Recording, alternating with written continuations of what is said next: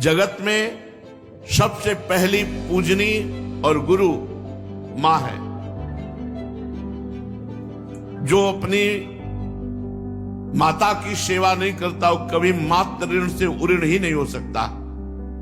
मातृ ऋण सबसे बड़ा। महापुरुषों ने भी अपनी मां को विनय के द्वारा ही रिझाया है। जब चैतन्य महाप्रभु की मां सची सामने, तो महाप्रभु कहते, मां मैं अगर अपने शरीर की चमड़ी उतारूं और आपकी पादुका बनाऊं तो भी मैं उऋण नहीं हो सकता। पर मां, श्री कृष्ण का आदेश है जगत मंगल के लिए, इसलिए मुझे संन्यास वेश में आपसे दूर रहना पड़ेगा। आदि गुरु भगवान शंकराचार्य जी ने मां से कहा, मैं संन्यास ले लूं मां?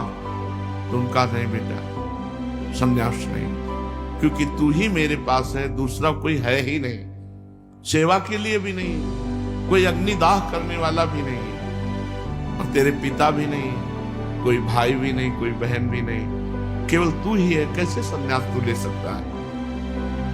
कहा, मां संन्यास तो लेना ही है जगत मंगल के लिए।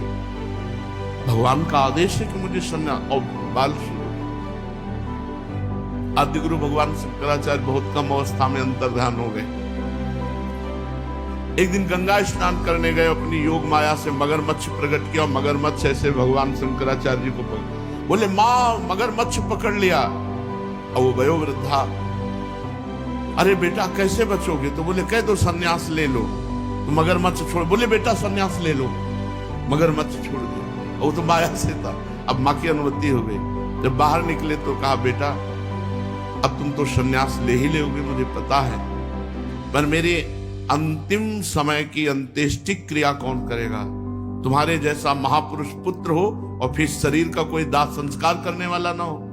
तो उनका, मां मैं स्वयं करूंगा, और मुझे भगवान शंकर की कृपा से पता चल जाएगा कि आपका शरीर छूटने वाला है, मैं उपस्थित हो जाऊंगा।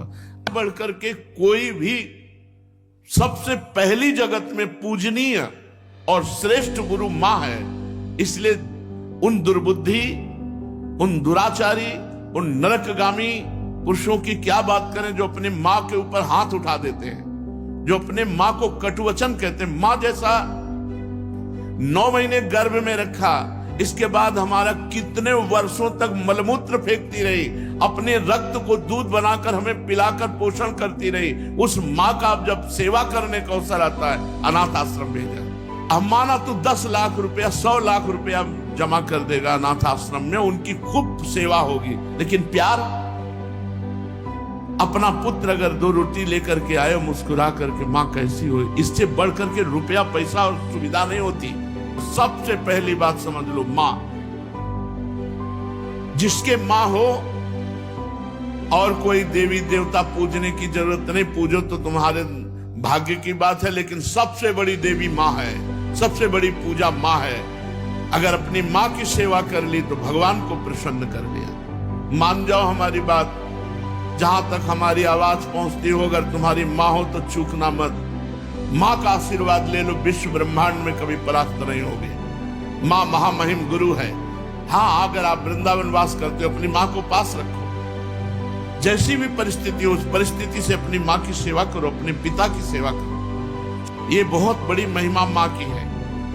पूज्य बाबा कह रहे हैं, इसलिए मां को इस मनुष्य लोक में प्रथम देवता, प्रथम गुरु मानना चाहिए। मातृदेवो भव हमारा वेद कहता है, और पितृदेवो भव।